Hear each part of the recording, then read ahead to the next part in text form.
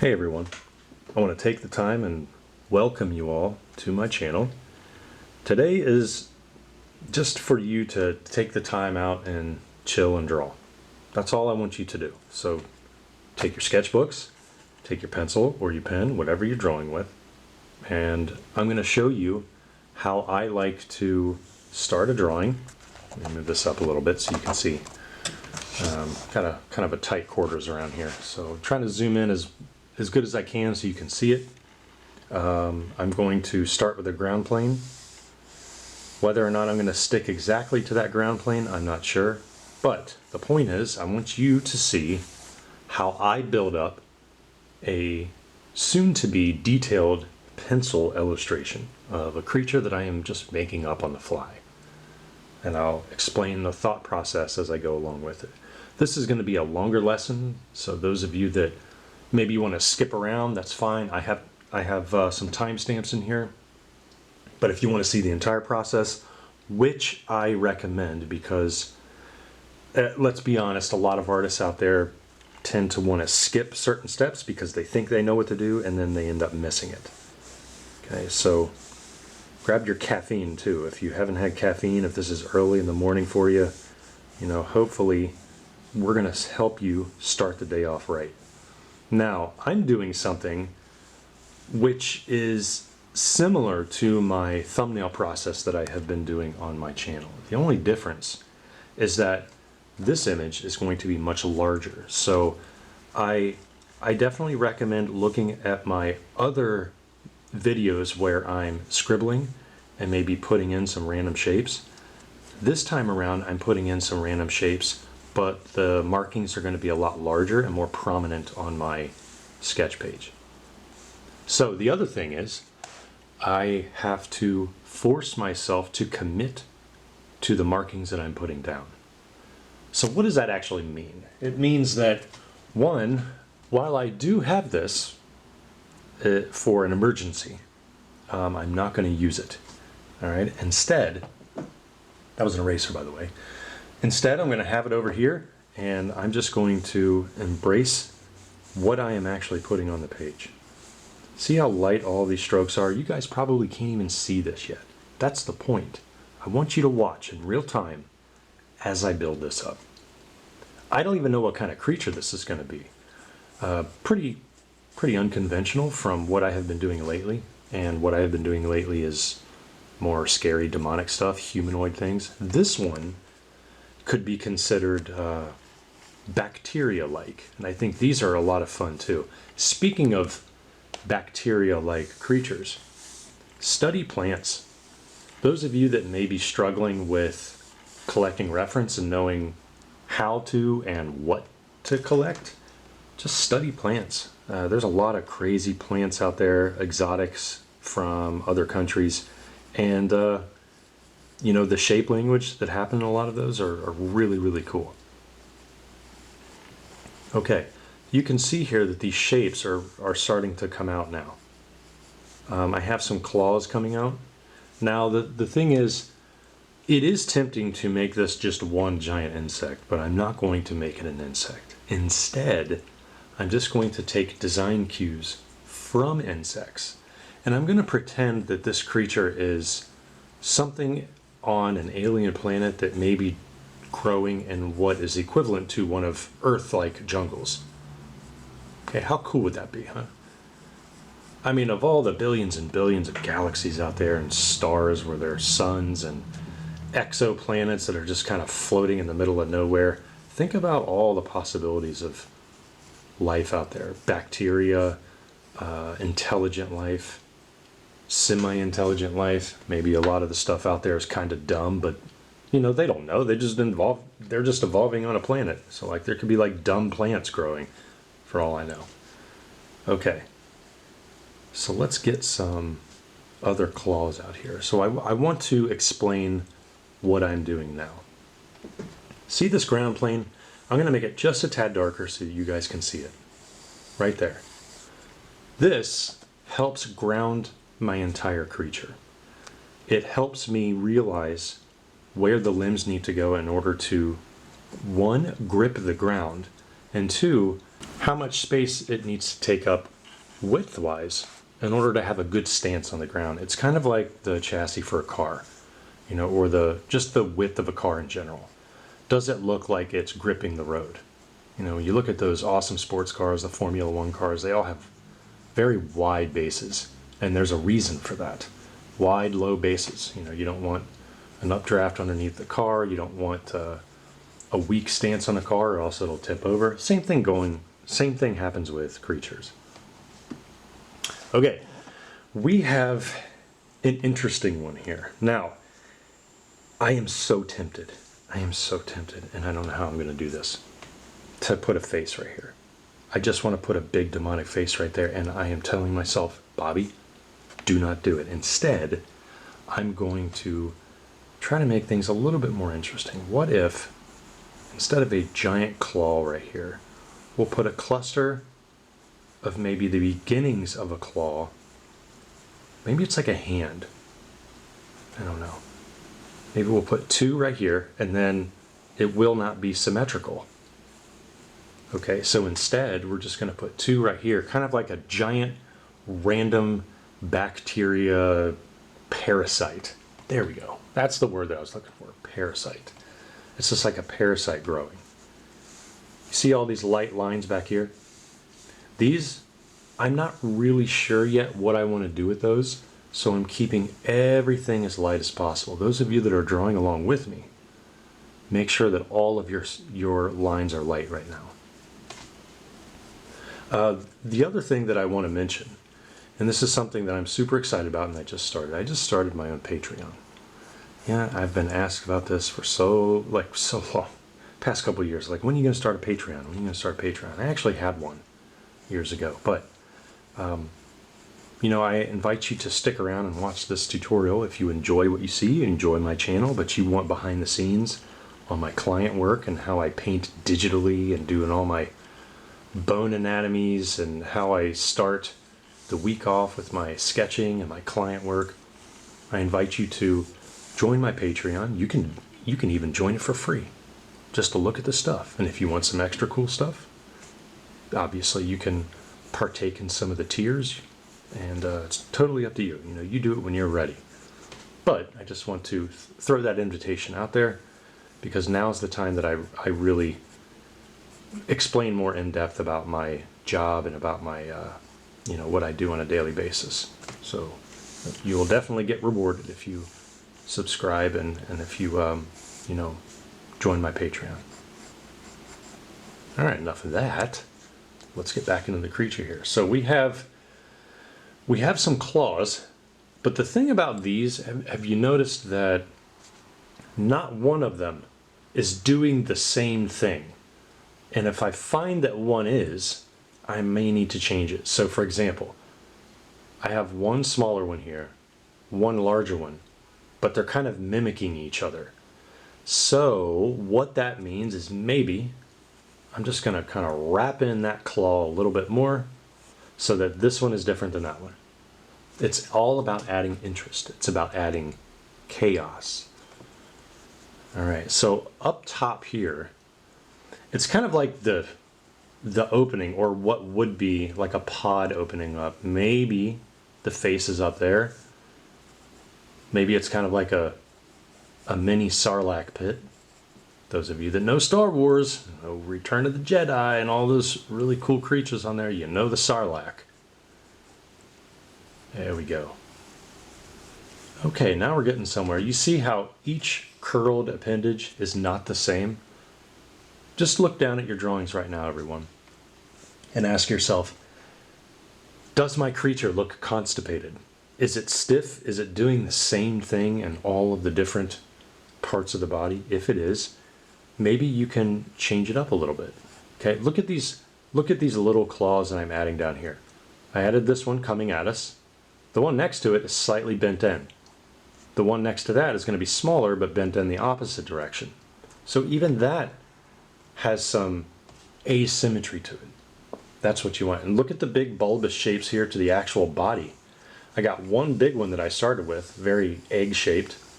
I got the medium-sized one, and then I got the smaller one over here. So I think that's kind of cool. Now, The one thing that I probably will be doing is maybe some tentacles or a mouth that's so disgusting looking that, you know, listen, I don't know what's going to happen. But what I do know is I want to put on some values right now. So here's how I'm going to start. Look how I'm holding the pencil. Okay, I'm going back here, and I'm just going to travel up the whole thing. So look how close the strokes are together. And the lighter and the sharper, or the lighter I'm pressing and the sharper the pencil, the better the strokes are looking. There we go. Do you see how I shaded over top and past the tentacles, or teeth, I guess you can call them, so I'm not staying inside the lines? I want all of you right now to throw out the need to be perfect at this early of the game when it comes to drawing. Stop that now. Instead, enjoy the process of drawing. I think perfection overcomes you. You, as I'm calling everybody out that worries about perfection. Perfection overcomes you. You end up worrying about the wrong things when it comes to drawing. It's kind of like wanting to be really good at drawing people, but as you start drawing a person, you worry about your drawing ability. Okay? Or you feel like you're a good sketcher, but your anatomy sucks, so you just worry about the anatomy the whole time. Okay? So we don't want that to happen. Okay, so now that we have established at least a very crude base of what our creature is going to be, my creature still does not have a selling point. So those of you that are not familiar with this terminology, a selling point is whatever you're drawing, there has to be some focal point, some major form of interest as to why you're sketching it and the overall purpose of it actually existing. This is why a lot of characters and portfolios just suck, because you're just drawing random characters that have no point to living. And the same thing goes with creatures. You're filling your portfolios up and your art up with creatures that are not functional, that can't be built in 3D, and also that don't have a purpose. You're just drawing them because you think they look cool. And I hate to break it to you, but not only do they not look cool, they don't look like they could breathe and live outside of your drawing. Okay, we all have a responsibility as a creature designer to make our creatures look like they can live and breathe in the real world or whatever planet they're on. So to jump back to the focal point, there's a big open space right here. Now remember what I said earlier about how I did not want a mouth? I'm looking at this and I'm going, if I were to put a mouth in here, how could I make the mouth something interesting versus just a big worm, like a circular worm mouth with teeth on all sides that we've seen 450,000 times? Okay? It's hard, I know. It's way easier said than done. Maybe we can have a random appendage coming out here. Check this out. So I don't know if this is going to work, but we'll see. First, I'm going to have an opening. Okay, just kind of like an unconventional mouth opening right here. Maybe there's a slit at the top. I'm throwing out these terms as slit and all of that stuff because even though you can't see it right now, I'm going to start bringing this into view here. Okay, so maybe all of these appendages here, they're going to need to be drawn first. So we have this big claw, and then we have the joint in which the claw needs in order to move. Okay, so maybe this is kind of like a miniature fat belly. Okay, and then we have the smaller ones down here. I'm not really sure yet what is going on where the ground is touching the creature. That's going to be very important to figure out later. What I need to figure out is why the heck would any of you be interested in looking at this creature? Instead of me just drawing a random plant blob, I need to take it upon myself to give a reason for it. Now, I will say that in the top here, that's probably a good selling point if it was going to have like a couple functional features. So for example, Maybe there's some tentacles or holes on the side here, but the main mouth is on top. Maybe we can draw a person being slowly tortured. Like, I don't know. Some kind of crazy Dungeons and Dragons quest going on here, and all of a sudden your player is being fed to this giant thing. Okay, wow, I really need to think about this. So I don't think this mouth is actually going to be big. I don't know what I can get away with here. So let's have like a big tentacle coming out here. Ah, I see. Oh, I'm getting anglerfish vibes. Oh, that's it, folks. That's it. Will this work? I don't know. You're kind of witnessing the same thing that, I mean, you're witnessing me guessing just to see if this is going to work. So we'll see. There could be a mouth here. There could be a lure. You know, it lures other creatures in here, or poor victims of not knowing what this creature is going to do to them. Okay, maybe I can put in hints, just small hints of teeth. Okay, now notice how those teeth that I'm putting in here, they're not the same. They're not symmetrical going all the way. I think that's another problem that happens with creature design. And that is a lot of the teeth, a lot of the fingers, a lot of the toes, tentacles, whatever, they go the exact same way and they're the exact same distance apart. They're spaced the same. Here, I want to go kind of crazy with it. So maybe there's a big tooth coming out this way. Maybe this tooth is here. Yeah, just some nutty stuff. There you go. You're also going to hear me think out loud as I'm sketching this, because it's probably happening to you all right now too. Maybe you're drawing right now and you are in a similar predicament where you don't really know what's going on with your creature either. That's fine. Another thing I really have to pay attention to is the teeth surrounding that little extra hole in the mouth in order for that, I guess you can call it tongue, to even come out of. I don't want it to cut the tongue. So I really need to think about what's happening. Okay. Hopefully you're having fun too. I am having a blast. I love this stuff. I love trying to figure out new creatures. And I try very hard to just hit every lesson with a different approach to drawing. Okay, because a lot of times you don't get to see the full process. And I'm here to show you that even if you may lack drawing skills, okay, you're not super pro and you're kind of embarrassed to show your drawings, or you're shy, or maybe you're lazy, or maybe you don't know where to start, but you really want to. I hope that my lessons are at least helping you in that manner. Okay, so we need to figure out what's actually going on the end of there. I don't want to do a pearl shape or something boring. Actually, I'm going to leave it because I don't have a good idea for that yet, and I don't want to just put one down. So what I'm doing is I'm just turning my sketchbook around. I'm really intrigued by this area over here. Do you see how I'm keeping the pencil light? And once I started the shading process, I'm actually moving up the entire surface with the same pressure.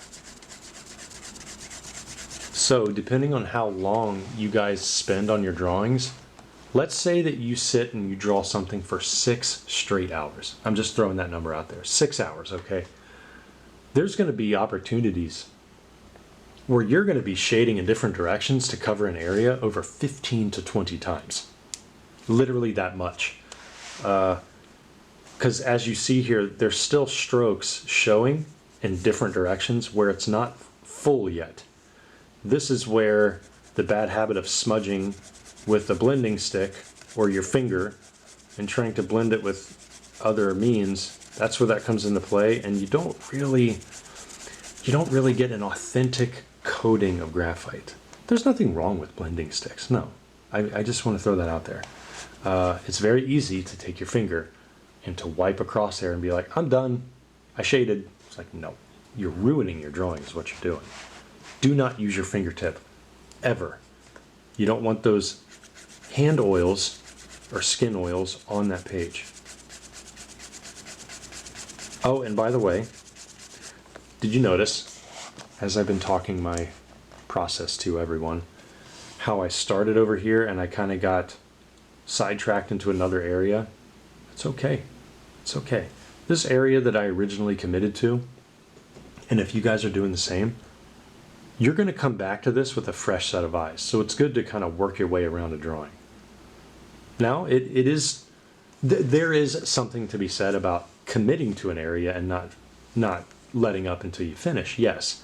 But if you're not 100% on what you want, if you're unsure about the design, don't force the design out there. Don't force some half-blown design where you're not happy about it, but you just kind of settle for it because it's done. Don't do that. Like this area right here, remember when I was putting teeth around this and I'm like, how is this appendage going to come out without accidentally scraping against the teeth? I didn't have an answer. So I'm not just going to start randomly drawing stuff in that area. I really need to think about it. Now I do know that the lip curled up right here could probably have a tooth in there somewhere for the top lip. I'm happy about that. Like that's fine because it's such a small area that it's not going to be detrimental to my drawing. Okay, but with this area right here, I'm focusing on this area even more than the giant sarlacc mouth because this, it's not full frontal. It's in front of us more than any of these other areas. So maybe there's something going on under here and this isn't even the selling point. I don't know. I'm just going to kind of travel around this drawing until I find out something about my creature that I didn't before, that I didn't know. Okay, this is why it's so important to keep things light. Have you noticed that everything's light? That's the darkest part, the teeth right there. So look at your drawings right now and ask yourself, is everything pretty much uniform? Is the pressure okay for you? I do know one thing though, I probably could get darker around these claws, mainly because I'm kind of happy with them. I know that I positioned them correctly. It just feels right. I'm not confident about the knuckles of the claws up here, but I am confident about the claw opening. So I know I want to keep that. Sometimes I'll go over it lightly in multiple passes without getting darker on that. I just kind of walk my pencil around just to see if it's what I really, really want. In between here, there has to be some kind of separation in the knuckles. Because remember, these things have bones too. So I need to figure out, like, what do those knuckle joints look like for this creature? And including the fat folds too that are going to be folding down here. Now, as I was looking at this mouth right now, something dawned on me. So these appendages coming down here could probably be separated almost like arms. So maybe they're growing out of the main body here. There's a very good chance that I'm just going to be splitting this mouth down the middle. So maybe it opens up kind of like a Venus flytrap. But it has not opened up, so I want to leave that intrigue there. So technically, not only does this creature have a mouth on the top of its head, it has a lure right here. Okay, so maybe the lure itself right here. Oh, by the way, I zoomed in a little bit. Maybe this lure has a couple spikes or something sticky with a kind of like a puffer fish shape, you know, with spines and porcupine-like appendages and stuff. I see, I'm thinking out loud here. This is what I do, everybody. Maybe that finds the food and it sticks to it, and then it lifts the food up and then it eats it from up here. That would be kind of terrifying, but also cool at the same time. Okay, so we're going to continue in this area. I'm really intrigued by this particular area, mainly because there's a lot going on. So originally, when I was drawing this creature, I was looking down in this area and going, well, this is probably the focal point. Even though this is a large area and the claws are the largest here, the focal point is now shifting towards this spot because this mouth is split, and I also have a secondary mouth here, so that offers a really good opportunity for a cool functional feature. So look down at your drawings right now if you're doing a creature and ask yourself, is the creature now having a function? And if you don't really know what it would be yet, stop drawing and just write some ideas down on the same sheet.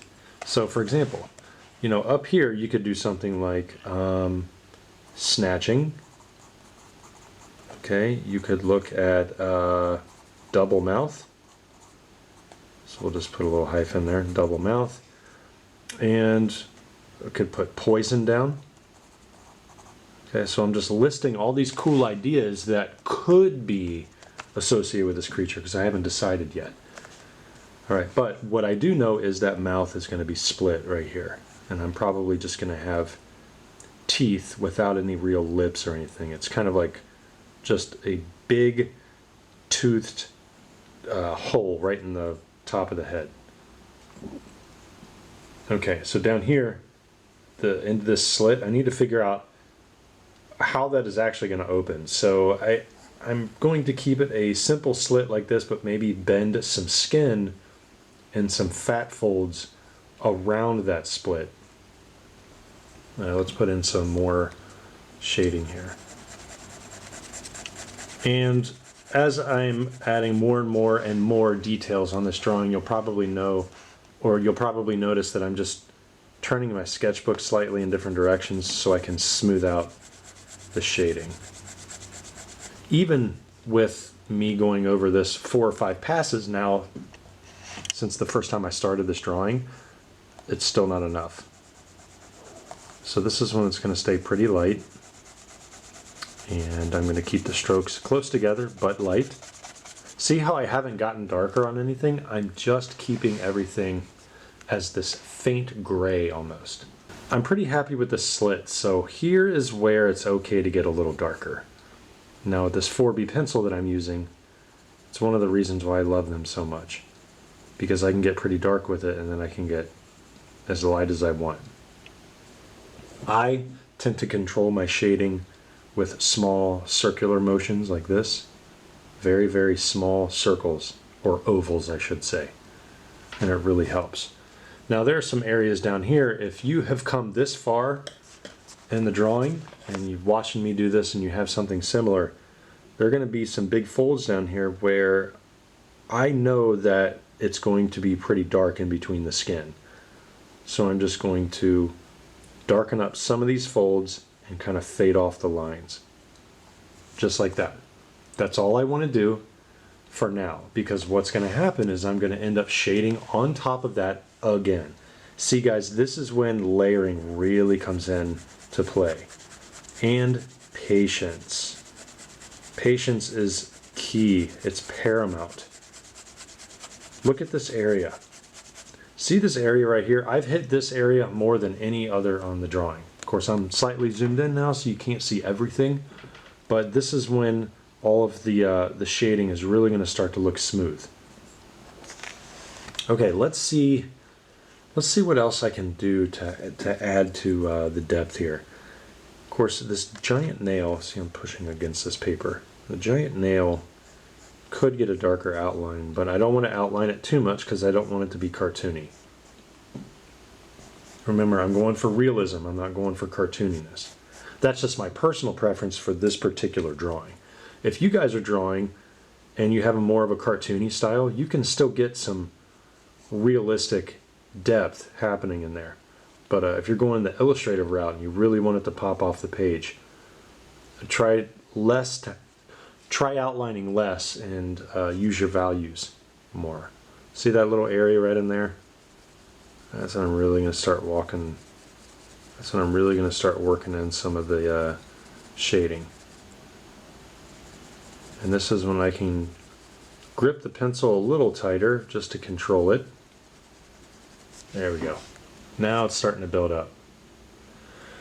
Man, it's looking pretty gross. I definitely have to admit that.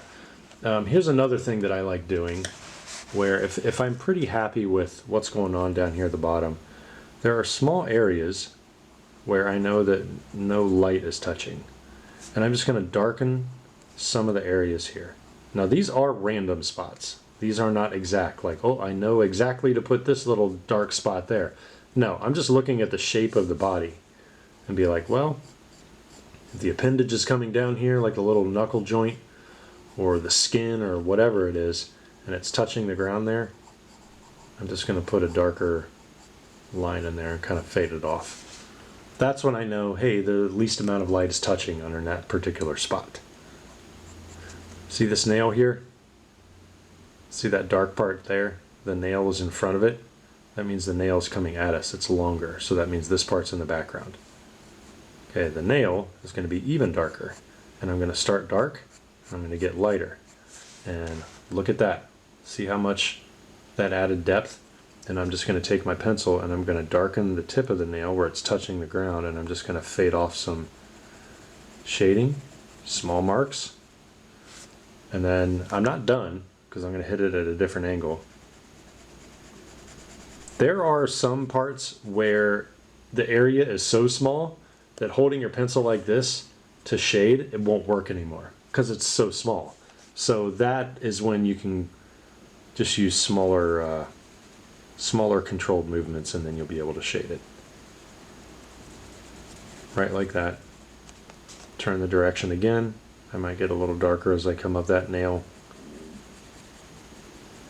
Okay, and then the part where it actually touches the ground, I'm going to go horizontally back and forth right at the tip and spread that shadow of the nail out. And that way it looks like it's part of the ground. There we go. Okay, and this is how I build drawings, everybody. And it's just going to keep doing this until I get a final good result. And I do encourage you to stick around and watch until the end. You know, I might be playing some music in certain segments. I'm not going to be talking the entire time because I think you get the gist of what I'm trying to do here. So it's also about just applying yourself and about observation too.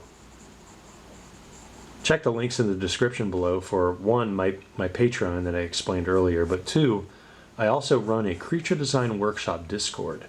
Now that is totally free to join. You can join like-minded artists that want to better their skills. You can join sketchbook forums, you know, show your reference, show some projects you're working on, maybe in school, and it's just a lot of fun. The camaraderie is second to none there. And we also have monthly creature design challenges based on a brief that I give that resembles what I receive for clients or from clients. So I know I get asked that quite often. It's like, hey, can you give us a sample of a client brief that you get? It's like, yeah, it's definitely all on there. Okay. Well, it looks like that little area needs some help. So I'm just going to fade off some pencil from that really dark part. No blending stick. I'm just using my good old hand. And then I'm just going to fade off some shading from there. There we go. Okay. Now this is why it's important to have a nice coating of value across an entire area before you start putting smaller details in. Because then I can just start shading these little holes and little imperfections of the skin. And guess what? It's already shaded around that area, so that's why it's so important. There we go. So much fun. I hope everybody is having fun with this. Whenever I'm at this stage in creature design, when I have a basic outline of all of the different body parts and most of the appendages that I want, the most important thing is figuring out how those appendages actually attach to the body. So these things you have to finesse a little bit more. You really have to start thinking about the bone structure underneath. So instead of focusing on these large ones out here where it's more of finger knuckles and they're attached to like a big bulbous shape right here, I'm going to focus on this one up here. So you can see it's almost like a giant tooth, but not quite. At the end it gets a little thicker, and then here's this splitting mouth that splits into two. How can we attach this portion right here to that side part? Alright, so if it gets thicker right here, we can imagine there may be some kind of carpal bones inside, maybe a large part of a finger or a tendon, and then all of a sudden it stops right there, and then we can draw the skin and everything attaching to that shaft part. We can split those markings up. Now I'm getting technical on purpose here because you owe it to yourself to get technical, so that if you are to add shading and details and everything later, you know what the heck you're actually shading instead of just blindly doing it, hoping for the best. That's what destroys a lot of potentially good creature design, is we just kind of hope for the best, and then it turns out that like we didn't really think it through. So I'm just going to put another coating of shading right here up near the mouth. I'm just going to put it over that claw right there, because we still need to figure out what all these teeth look like. I think it's going to be pretty easy for the teeth, mainly because we have these sharp teeth coming up, and then we can get kind of thicker where it would grow into the gum, and then it would almost be like an indication of tooth roots going into the thicker pod part. It's kind of like a plant, basically. So we're going to do that, and then if I ever do this, this is where I have to think in like 20-second intervals. So I'll stop, I'll look at what I'm drawing, and then I'll add a little bit more. So this is going to take a lot more patience. So those of you right now just wanting me to jump right in to this sketch, you may want to skip ahead so that at the later portions of the video where I just start adding more details, or if you really want to know how to critically think so that you're designing something that's functional, please keep watching. So I can't just blindly start adding lines in and hoping for the best here. I really need to figure out how this thing is splitting. So this tooth and this tooth right next to the split, it's going to have to get thicker down here. Because you have to imagine that this split, even if it's vertical and it's not a conventional mouth, I believe it should have a lip or lips, because it's going to be like that on the other side of the mouth too. So at the bottom, right here, this is where the lip crease ends. So it's going to be folding around that slit. So I need to make sure that the skin bends and folds right down there. It's kind of like this is the main area of focus when it comes to all the skin culminating and all the potentially fat areas of the creature are condensing right around in here. Now luckily, I put down the coating of shading before, so any of these lines that I'm putting down right this second are on top of the shading. I'm pretty happy with that so far, but I'm still remaining light. This is what I warned you guys about, that this is where it takes patience. Okay, so I don't know what you guys are drawing right now, what's in your sketchbooks. Hopefully it's something that you at least are proud of, or at least it's starting to look good. I just want you to really concentrate on small little areas like I just did. Now I'm putting in some more shading, and I'm going to stop. I'm going to turn my sketchbook around just so I can get some good angles at what this mouth is actually doing. Now these huge, I guess you can call them trap teeth, they're not symmetrical. The whole pod opening up on the top where I guess the mouth on the head is, all of these are randomly hooked just to add a little bit of interest. Now the one thing that I could do, I could say, well, this large, very large hook tooth, there could be another one on the other side. It's not going to be identical, but it's going to be another large one. And I can open that up a little bit, outline it like this. So it looks like at least the mouth has two clamping mouth parts. It's similar to a bobbit worm, if you guys know what a bobbit worm is. If you don't, look it up. So we got that tooth. Now we're starting to see how these body parts down here, where the knuckles are interacting with this whole top portion right here. This is so much fun, but yes, it can be a little nerve-wracking at first. So I'm actually going to take my pencil and I'm going to put in some shading on that hook tooth Speaking of the name Hooktooth, what if we name it that? Every time that I draw a creature, one of the things that I like doing for you all is to ask you to comment below and name the creature. All right, so I'm naming it Hooktooth, but it's not permanent. If I see something better from you guys, I read all comments. So some of you guys have really, really good suggestions. And we also go funny.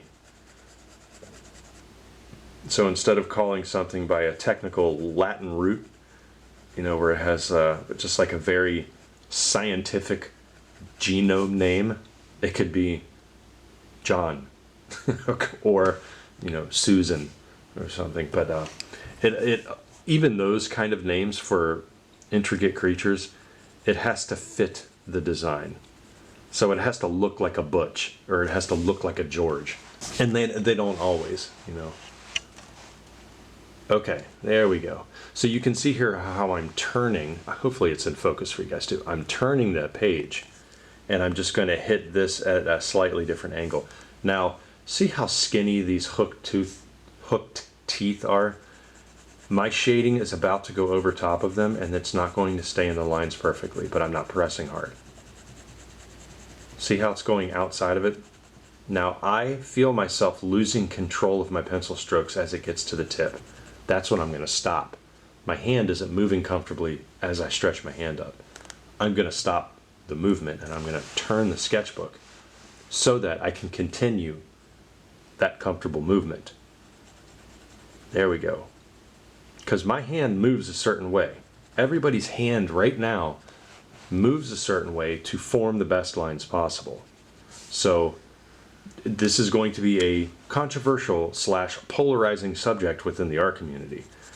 It's, do you turn your sketchbook in order to draw better? Or do you force yourself to turn your hand no matter what angle your sketchbook is at? And the answer is yes and yes on both, okay? Because you're going to get some art teachers saying you should never, ever, under any circumstance, turn your sketchbook, okay? There's a little bit of merit behind that, but also at the same time, it is good to turn your sketchbook, because we as human beings, every single artist watching me right now, we have a comfortable position that we hold our hand in and our arm to form our best lines. Because there's 8 billion people on this planet. Everybody's going to draw differently. So who's to say that you should not turn your sketchbook in order to keep your arm locked and forming the best lines? You want the best drawing possible, right? Well, you can do that by any means necessary as long as it's legit. Okay, there's no cheating here. It's just turning the sketchbook. Okay, and then sooner or later, you're going to start to notice that you can just hold your sketchbook like this the whole time and just turn your hand and have nice lines. For me personally, I've been drawing for 40 years, and I don't like sketching in certain angles. I just don't. It's just not comfortable. All right. See how I just jump around? I find intrigue in certain areas after I get excited about another area, and what that does is it culminates. It's kind of like puzzle pieces. I'm like, ooh, I really liked how I sketched the tentacles and everything. I'm just going to start shading another spot because I'm in the groove now. One of the coolest feelings ever as an artist is getting in that flow state. It's so much fun. All right, now we can actually start putting in some real details, folks. The next thing that I want to talk about is to piggyback on what we started in this whole thing, is the focal point. But also, you don't need to put detail on every single thing. That's when it gets a little overboard, and what potentially could have been a good looking drawing, it's kind of turning into mush. All right, you got to be very careful about what you decide to put details on, because the focal point is what we should care about the most. Okay? It's what you're selling on your character. It's what you're selling on your creature. Okay, so there are some other parts around here. The fun part about this, and in a little bit I'm going to zoom in so you can see me focus on this area. You're going to see how I perform or how I put on atmospheric perspective. Okay, and I'll explain the process. Okay, everybody, well, it's the part that you've been waiting for. We are jumping into details now. So I'm going to tell you how to make all of these different areas realistic. So just watch and learn and practice along with me. We have established at least a couple passes with graphite. You can still see some of the pencil strokes, so we're going to get rid of those. I'm going to show you how to do it. But we're going to show you how, or I will show you how, to put each one of these tentacles in a new space on a 2D surface. Space as in 3D space, how it occupies different areas. Okay, obviously this is the focal point right here, this big one. So we're going to put more detail on that one. But this mouth also gets detail. So I'm just going to continue what I was working on before. Now these strokes that I'm using are very light. And what I'm doing, if you want to see what's happening with my hand, I'm holding it right like this. So it's a little blurry. See how all my fingers are clamped together like this, and the end of the pencil is really far or close to the inside of the palm. So I got all that space for that pencil. So that's what I'm doing. And also my whole palm is not on the drawing at all. So those of you that are worried about smearing your drawing, quit putting your hand on the drawing. Sometimes you can't help it. I totally get it. That's when you can just put a piece of paper down. Just go get some printer paper and put some paper down on top of your drawing, and it works wonders. Preferably, I believe if you go to the art store, they actually have special cloths that you can use for that too. So you don't end up ruining your paper or the graphite or anything. Okay, so I'm looking at this drawing and I'm going, well, I need to go at this angle to even out that shading. There we go. And then down here where that mouth is, I'm actually going to go at another angle again. Patience, everybody. Patience, patience, patience. Okay, now it's looking pretty smooth. Let's start putting in some details. Let me make sure that you guys can see this okay. All right, that's looking decent. Okay, here we go. So now I'm just going to very slowly put in some roots for the teeth right down here. This is crucial. I can't just have the tooth root coming down. I have this huge appendage coming out of that mouth. So I really need to think about how it attaches to that. I'm going to add in another bubble shape, like another wall. So what is this wall, you might add? That is to show that the circumference of the end of that joint is attaching to that mouth. Okay, so this is a little crucial tip for all of you creature designers out there. When you attach a new body part, or when you attach a body part to another body part, it can't just be two lines meeting unless, you know, it's the design calls for it. Okay, this thing is very organic, which means that the tendons, the muscles, the ligaments are probably going to be showing. So we need to indicate where this thing grows out of the head. Okay, now before I commit to it, I actually have to double check my own thought process on that. This might not work, and I don't want to commit to this too much. You see that little bump that I put there? This is where critical thinking comes in, because if I attach it to this jaw, look how thin the jaw is right there.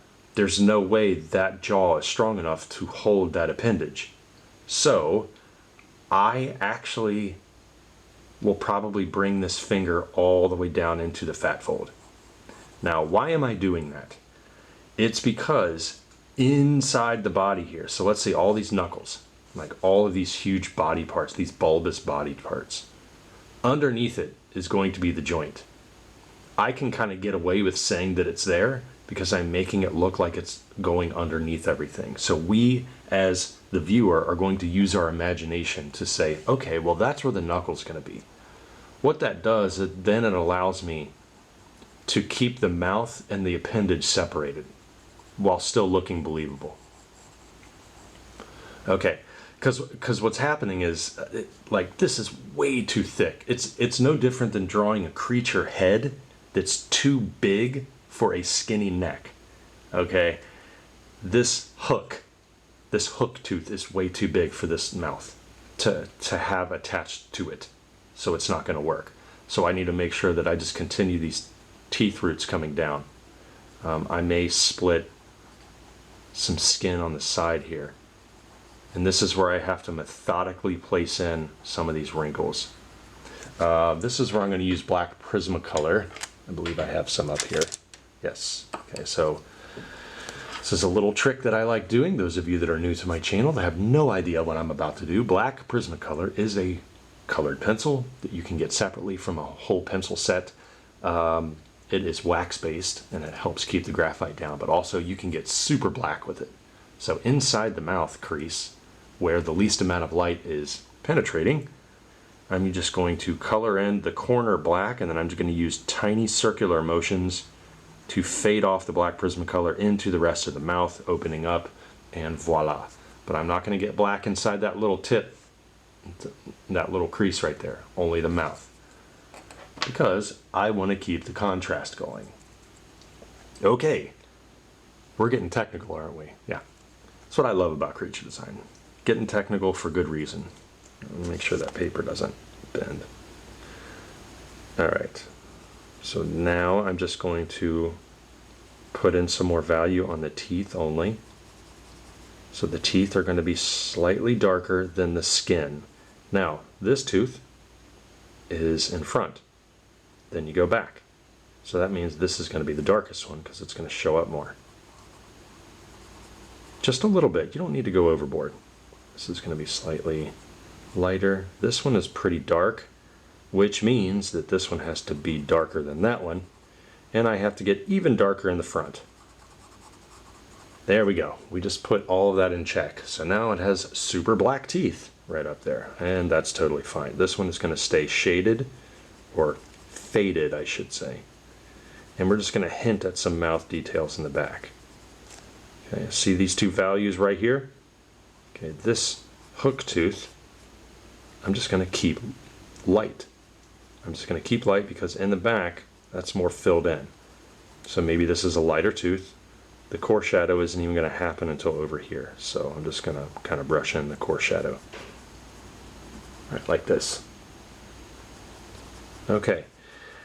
We are in the technical aspects of drawing now, everybody. So if you're getting kind of frustrated right now at the shading and you don't really know what to do, just take a deep breath. Just stop my video. Just stop it. Look at your drawing. Get up, stretch, do something to where you can come back to your drawing with fresh eyes. Okay, and then we're just going to keep going. Okay, I'm really trying to make some of these shading lessons more of a masterclass than anything, because there's only so much that you can teach somebody in 20 minutes. But I just want to invite all of you as if it's a classroom and you're just seeing a teacher down the hallway and you just decide to draw with them. Okay, that's all this is. Because I remember back in the day when I was in university and that happened. I would walk down the hallway when I was in school. I didn't have classes, but I knew I needed to get work done, and there was just an open classroom. And I would just plop my sketchbook down. Sometimes my friends were in there, and we would just start drawing, just to get warmed up. So much fun, so much fun. I don't even know what material this or type of skin that this creature is made out of, but what I'm doing is just putting in some wrinkles right here. So remember what I said, I'm not filling up this entire thing with detail. It's just parts that I want to show off the most. So right in here, you see this little area right here? That's where some shadow is going to be. So I'm just going to very, very carefully fade up some shadows. You see how dark that outline is? My shadow has to equal that outline. And I have to fade that shadow up into the rest of the tooth roots. Now, There we go. Now that looks good. But the edge of this doesn't look good.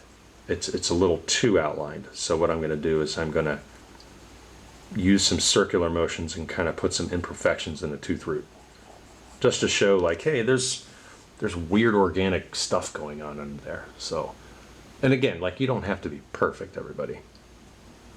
Leave some interpretation going, okay? These little markings that I'm putting here, this is just my interpretation of what I think could be happening.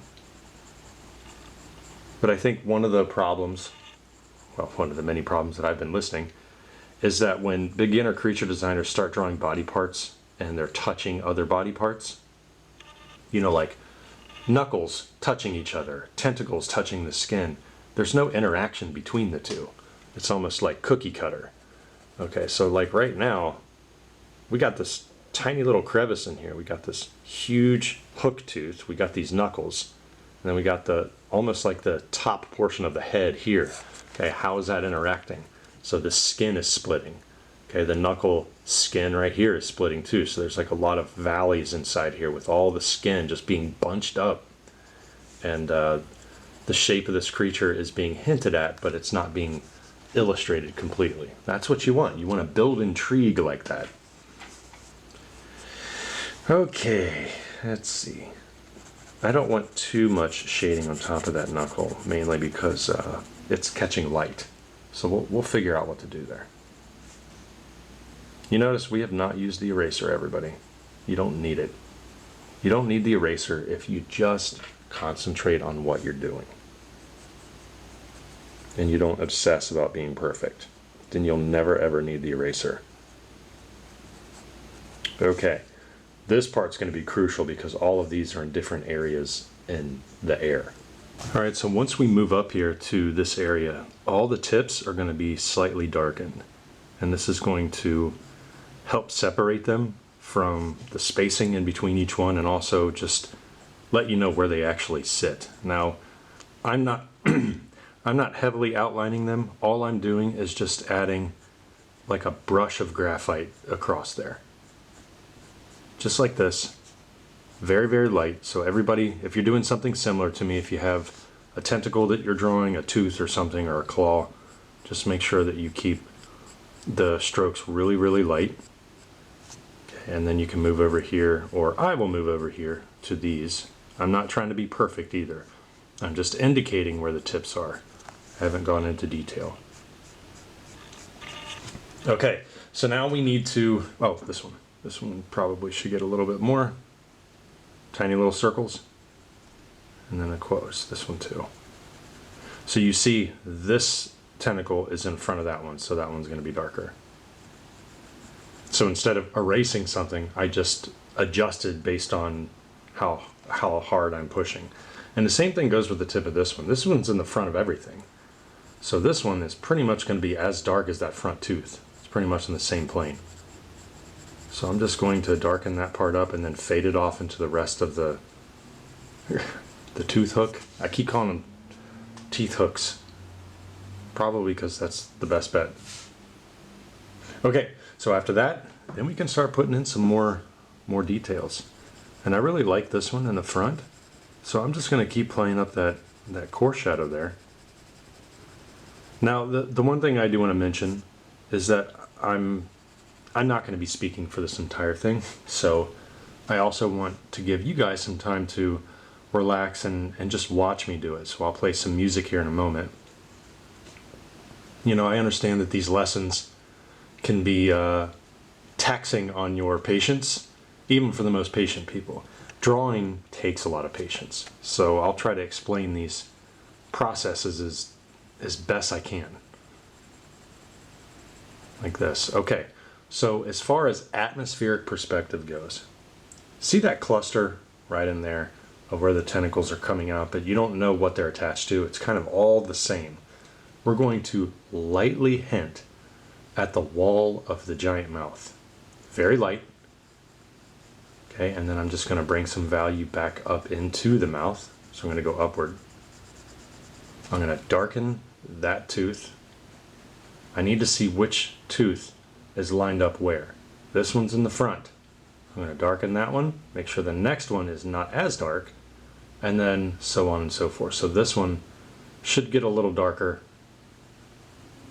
and then this one's going to get even darker than that one, so I may have to go back and adjust these. It's all a play on any two values next to each other. So this one is definitely going to get darker, and then this one is going to be darkest. There we go. You see how that happened? And I didn't freak out. I didn't grab my eraser. I didn't do any of that. And of course, we're going to indicate some really cool teeth on the other side of the mouth happening. And you want to be asymmetrical, so no two teeth are the same. Some of them may be razor sharp and hooked. Others may be straight up, like a knife. But that just adds to the appeal of it. Okay, so the other thing I want you to notice that I'm doing, and we're getting technical here, everybody. These teeth, you see this row of white happening right behind the teeth. I'm leaving that. The reason I'm leaving it is because the gum line in the forefront right here is darker. So we want to add as much contrast as we can so that we can see what the shapes are doing. So there we have it. This is darker. Now we can clearly see the gum line followed by the teeth coming out. It's already looking like this is in the background. And I barely did anything, everybody. It's not as hard as you may think. It just takes layering. That's all it is. Just a little bit of strategic thinking mixed with layering. And what I mean by strategic thinking, I don't mean that you have to solve like mathematical equations in order to draw this. It's draw a little bit, take a step back to see if that looks okay. It looks decent, continue. Okay, it's going to attach to this mouth. So I'm just going to darken it up a little bit. Take a step back. Now you see that, remember how we drew this going all the way down inside the folds? So we're just going to continue the mouth down there. This first mandible, I guess. Of course, this one's in the front, so that one I can attach to that one. Maybe this one in the back is going to be behind it. And of course, this one will be a slightly darker tone. Nothing is perfect yet. I'm just darkening this up in the forefront or foreground. There we go. You see how that's coming up past this one? That's what you want. All right? And then you're just going to keep playing off of these values as you go. These in the background, they're barely going to get any treatment at all. This one, yes, because it's coming out and it may be going through some fog. So I'm just going to darken this wall up until you can see it. And that's it. It's really fuzzy. There's no details on there. It's just fuzzy. The one behind it stays that way. I'm not even going to touch it. If I do touch it, it's going to stay that light tone right there. I'm just going to go in a different direction. Okay, maybe go outside the lines just a little bit. And then I'll fade in some more fog coming across these areas. And there you have it. Okay, so like areas on the side of this mandible, I'm just going to put some atmosphere and some fog, maybe some mist kind of being pushed through. And I'm going to fade it off into the background. And there you have some atmospheric perspective. And I didn't touch my eraser. I didn't use my finger. I didn't use a blending stick. It's just my hand, the pencil, and some paper. So I just want you to know that you are capable of doing this. Now, it's probably not going to happen the first time, and I give everybody permission right now to be upset, to be frustrated.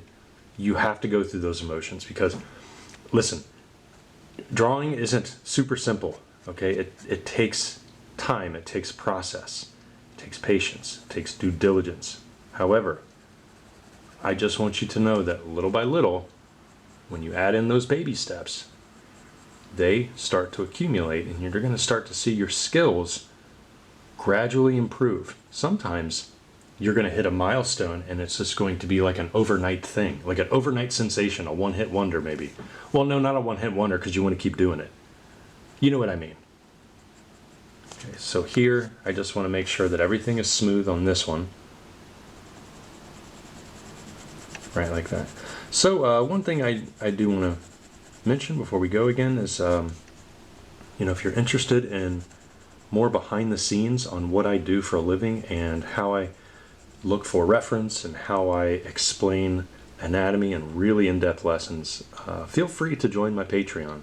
I just started it. I'm really excited about it, and you can join for free too. You can decide what you want to do. The link is in the description below. It's the first link. All right, here we go. Okay, so without further ado, you can watch me finish this top portion, and then I may add some details along here. I still got to finish this sucker too. I don't know what's going to be on the end, but let's have some fun and we'll see where this goes.